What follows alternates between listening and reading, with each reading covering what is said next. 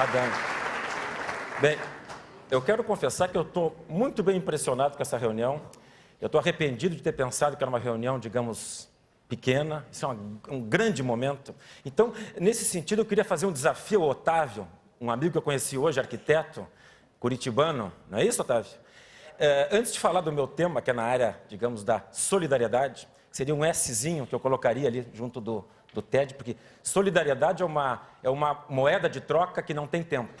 Se não fosse por ela, não teria esse teatro, se não fosse pelo amor das pessoas. Então, eu acho que solidariedade é uma coisa que vai sempre permear qualquer iniciativa que nós fizermos em qualquer área de ideias novas. Então, uma ideia que há uns anos atrás, eu num barco no Rio Negro, eu e o Drauzio Varela, junto com um arquiteto chamado Longo, São Paulo, eu perguntei para o Longo, assim, naquela noite estrelada, o que ele achava realmente inovador em arquitetura. Ele pensou, e sabe o que ele disse, Otávio? Ele disse assim, imagine uma cidade em que tudo começasse no primeiro andar, e o térreo era das pessoas. A gente construiria coisas que não interferissem com a maneira como as pessoas vivem, assim. Tudo passava por primeiro andar. Claro que pode ser uma loucura, mas só para te desafiar. Bem, o que eu quero conversar com vocês? Eu quero conversar rapidamente sobre uma experiência que eu estou tentando desenvolver. Não é uma coisa formal, mas é mais uma questão de atitude, porque eu não sei se vocês conhecem muito sobre o destino das pessoas. A gente não pensa muito sobre isso, né? A gente só pensa sobre o nosso destino e sobre morte. É uma palavra que as pessoas nem consideram, né? Em princípio, nós somos todos imortais, assim, até que surge uma ameaça que a gente se coloca numa posição, meu Deus, eu tenho um certo tempo de vida e não tenho todo o tempo do mundo, né? Essa vontade que a gente tem de se achar eterno é que faz brigar por bobagem, adiar a felicidade para o dia seguinte, etc. Então, eu tenho uma preocupação em como nós podemos, assim, interferir na base do amor ao próximo com o destino das pessoas. Vou falar só sobre essa ilha bem microscópica da vida de vocês, que seria um assunto médico. Então, me perdoem se for chato. Bem, no Rio Grande do Sul, as pessoas morrem de alguma coisa, né? Um dia nós todos morreremos de alguma coisa. Para vocês entenderem a oportunidade que tem em termos de usar armas de solidariedade para interferir no nosso próprio destino, a metade das pessoas do Rio Grande do Sul, das pessoas que estão aqui, um dia vão morrer ou de doenças do coração e das artérias, doenças cardíacas, cardiovasculares, ou de câncer. Metade. Então, metade dessas mortes tem a ver com essas duas grandes causas. A vantagem que tem é que nós temos hoje coisas muito claras que podem reduzir esse risco. Por exemplo, nós temos como interferir nas mortes pelo coração, reduzindo os casos de pressão alta, que é uma doença muito traiçoeira, porque as pessoas não sabem quando tem pressão alta.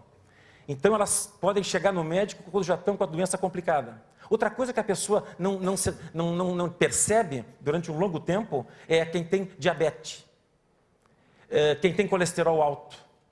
Então, essas ações que têm a ver com coisas de cuidados contra morrer das doenças cardíacas e aquelas que têm a ver com prevenção e detecção precoce de câncer, são coisas muito fáceis da gente poder fazer com que as pessoas mudem o seu jeito de vida e aí interfiram no seu próprio destino. Por exemplo, com relação a câncer, a gente sabe que as pessoas não têm que fazer o Papa Nicolau, as mocinhas com vida sexual ativa, tem que fazer o exame das mamas, fazer mamografia depois dos 40, tem que fazer colonoscopia, aquele exame horrível que enfia um tubo por baixo, assim, por aquele lugar que vocês estão pensando mesmo, um tubo para enxergar o intestino e detectar as lesões pré-câncer.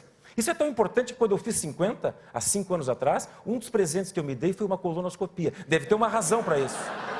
Deve ter uma razão para isso, vocês não acham?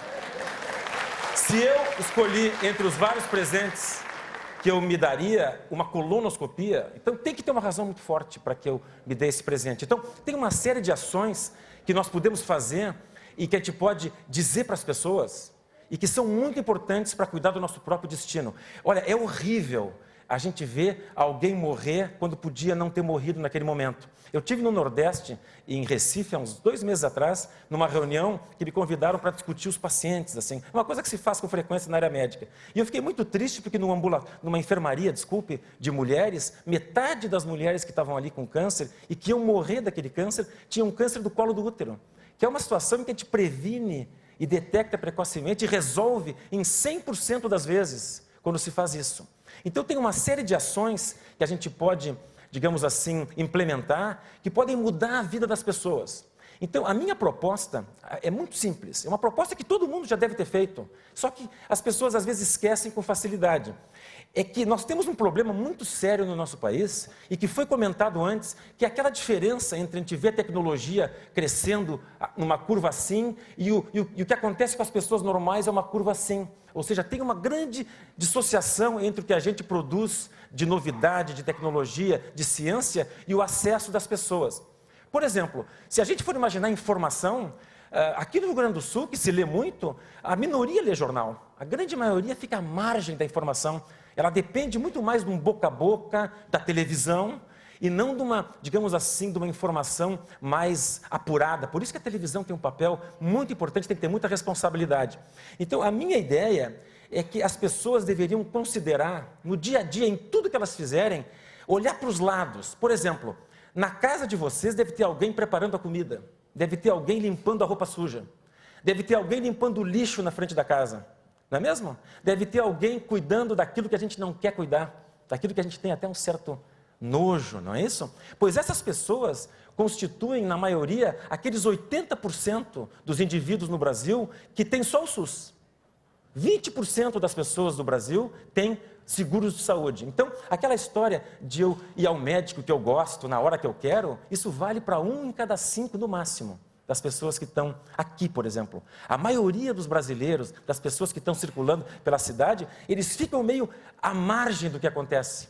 Então, o desafio que eu vejo é a gente ser um vetor de saúde, a gente ter solidariedade. Sabendo que, por exemplo, pressão alta é importante, a gente não poder mais olhar para a cara da empregada na casa sem dizer para ela, já me disse a pressão?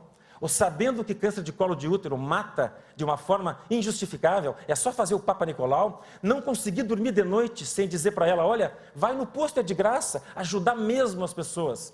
Isso é muito importante. Eu vou contar um exemplo para vocês. Esse número aqui é o que está faltando ou o que já passou? Quem é que sabe? Uma boa pergunta, né? É o que está faltando? Ah, eu estou ótimo, então. Então, assim, ó, eu vou contar uma história para vocês que eu acho interessante. Olha, uma dica de uma pessoa já de uma certa idade. Perguntem quando vocês têm uma dúvida. Não acumulem inseguranças. Isso tem uma consequência muito grande depois. Eu estava uma vez num avião, São Paulo, Porto Alegre. Faz pouco tempo isso. E eu sentei assim no meio, e eu olhei assim na diagonal, tinha um rapaz lendo o jornal com uma lesão preta aqui. E eu pensei assim, ai meu Deus do céu, eu acho que isso é um melanoma, um tumor maligno. Sou especialista nisso. Aí eu pensei, não, mas eu não posso no avião dizer pro cara, olha aqui, tu tem um melanoma. Aí eu fiquei meio assim, né? Aí eu peguei e fiquei olhando para ele. Fiquei olhando para ele, estava meio escurinho, era a noite.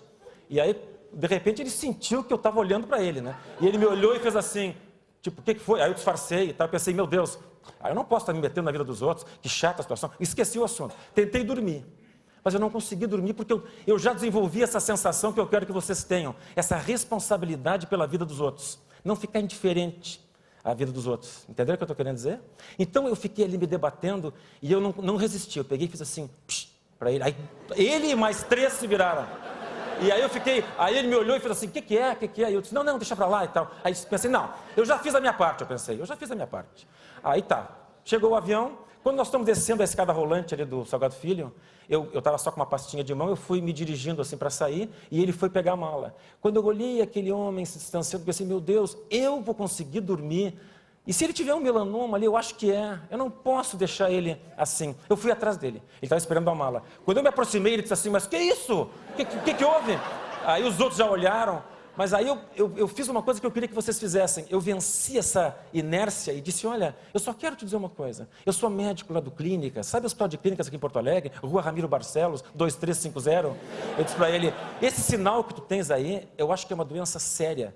Tu pode tirar de graça lá. Aí eu me lembrei na hora, baixou um santo, tinha um ex-residente do Clínicas da cirurgia que estava fazendo mestrado comigo, era meu aluno, Marcelo Maino, se estiver aqui, não vai me desmentir. Disse, olha, vai na Zona 15, que é de graça, fala com o doutor Marcelo Maino e diz que é para tirar isso aí. E eu fui-me embora, dormi bem, senti missão cumprida. Passaram-se uns 3 meses, eu encontrei o Marcelo na entrada do hospital e, para minha surpresa, ele disse assim, pô, Gilberto, sabe quem voltou esses dias? Aquele que tu mandaste tirar o sinal. Bom, era um rapaz de Minas que trabalhava para o Ibama e vinha ao sul de tempos em tempos para ir no Chuí, ali na reserva do Taim. Então, esse exemplo, eu acho que é só uma brincadeira, assim, uma caricatura do que eu acho que nós deveríamos fazer nas diferentes coisas da nossa vida. Como nós somos um fator de radiação de informação, como vocês disseram, isso é uma grande oportunidade, é uma oportunidade preciosa. Se vocês, por exemplo, souberem coisas importantes para a saúde ou para dar alguma vantagem para as pessoas, uma coisa genuína, uma coisa saudável, não deixem de usar a boca, a comunicação, a coisa mais antiga, falar com as pessoas, porque se um aluno, essa é a minha ideia que eu tenho trabalhado, que é uma ideia de muita gente, não é minha, é que quando os alunos chegam para aprender medicina, eles têm que saber que eles são vetores de saúde. Eles têm que pegar aquela pessoa que chegou no Clínicas para resolver um problema, digamos, na pele, e perguntar assim, puxa, ela tem 50 anos, é uma mulher, ela já fez mamografia, já fez esse exame, já mediu a pressão, já viu o colesterol, já viu se tem diabetes. Se a gente fizer essas coisas simples, que não custam nada, zero de custo, nós vamos influenciar um número muito grande de pessoas. Sempre que eu pergunto para os alunos do terceiro, quarto ano, nessas aulas, porque os pais deles têm mais ou menos a minha idade, eles têm 25 por aí, então eu imagino que os pais tenham 50 para cima. Eu sempre pergunto em famílias de médicos se eles já fizeram a colonoscopia, que tem que fazer depois de 50.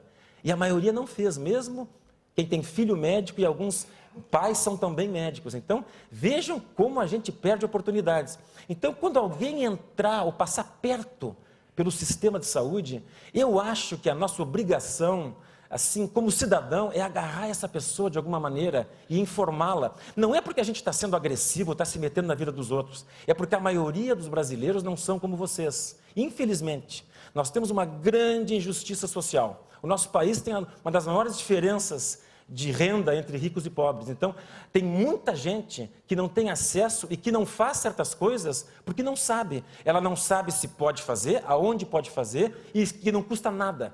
Quase todas essas ações são ações que envolvem zero de custo. É disponível de graça pelo SUS. As pessoas falam mal do SUS, mas o SUS é maravilhoso porque ele é universal. Vai ficar doente nos Estados Unidos sem ter um convênio. Se não estiver perto de um hospital, digamos, universitário, que as pessoas têm interesse nos pacientes, a pessoa pode até morrer na rua. Então, o nosso país tem essa, digamos assim, esse privilégio, entre aspas, de ter um sistema universal. Então, quem tiver, ou souber de alguém que não tem a menor ideia sobre as opções que tem para mudar o seu próprio destino, por favor, tentem fazer isso de uma forma humana, porque não é vergonha nenhuma perguntar para a empregada em casa, escuta, já fizeste o Papa Nicolau? Já medisse a pressão? Tu sabes se tu tem colesterol alto ou não?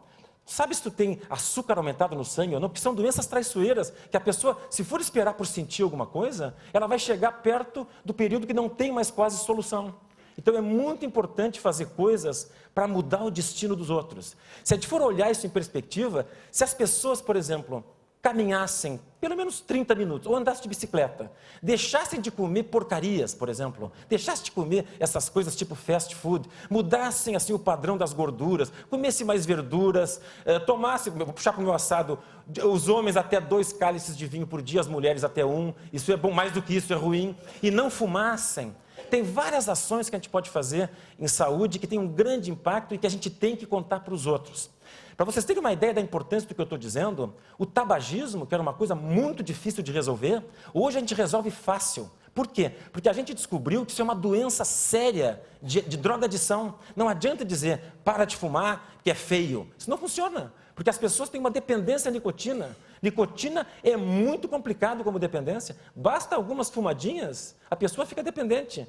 É muito perto da cocaína, da heroína, dessas coisas. É muito difícil parar de fumar. E hoje a gente consegue fazer as pessoas pararem de fumar no posto de saúde, usando aqueles adesivos que dão a mesma quantidade de nicotina que as pessoas precisam. É a mesma quantidade de cigarro e mais um tipo de um remédio contra a ansiedade, que dá assim, pela saudade do cigarro, né? Que a gente tira tudo e tem grande sucesso.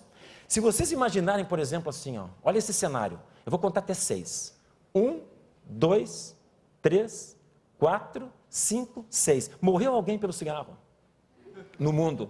Tá rindo, mas não é fácil. Pensa bem, a cada 6 segundos alguém morre por uma coisa que a gente pode evitar.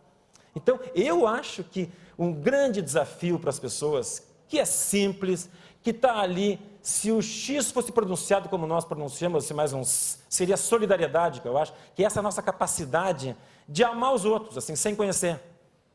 Amar o próximo sem compromisso. Eu não sou nenhum pastor de nenhuma igreja, não se preocupem. É uma coisa médica que eu estou falando, porque eu vejo isso todos os dias. E quando a gente sabe que a gente pode interferir no destino das pessoas, e a gente não interfere, e a gente também sabe que grande parte das pessoas que nos cercam e que nos servem muitas vezes, são pessoas que não têm acesso à informação, eles não têm nem aquele direito universal de poder decidir como nós decidimos sobre o nosso destino. Eu posso morrer de câncer fumando por uma decisão minha, porque eu sei que o cigarro produz câncer, mas tem gente que acha, não é bem assim, que não tem a informação como nós gostaríamos que ela fosse veiculada.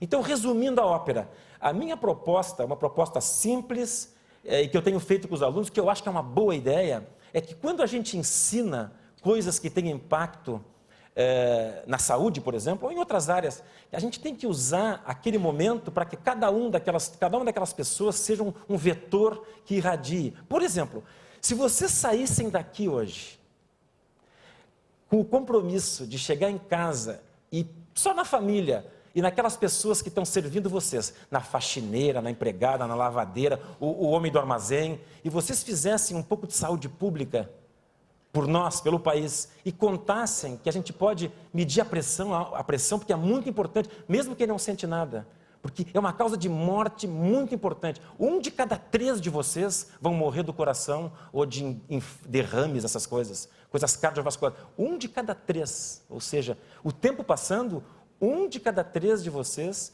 vão morrer de coisas que têm a ver com o coração e as artérias. E 1 em cada 5 vão morrer de câncer. E para várias dessas situações, nós vamos ter condições hoje de poder interferir nesses fatores. Se nós diminuirmos esses fatores de risco, a gente vai poder mudar a vida das pessoas, elas vão viver muito mais. Quando a gente olha para as coisas, a gente tem sempre uma tendência de enxergar ignorando esse mundo de gente que tem em torno, que não tem o mesmo acesso que nós temos. Pensem que 80% dos brasileiros vão lá no SUS. Eles podem esperar 3 meses, 2 por uma consulta. Quem atender de cara feia. Por isso que é importante os médicos serem apaixonados pelo que fazem, ou então mudar de profissão, vender automóvel, fazer outra coisa, porque é muito importante aquele momento. As pessoas não se dão conta, e eu ensino isso para os alunos, que aquele momento para alguém mais simples, que esperou tanto, que só tem o SUS, é precioso, que a gente não tem o direito de atender as pessoas assim, como se elas não fossem gente. Muito obrigado, adorei participar.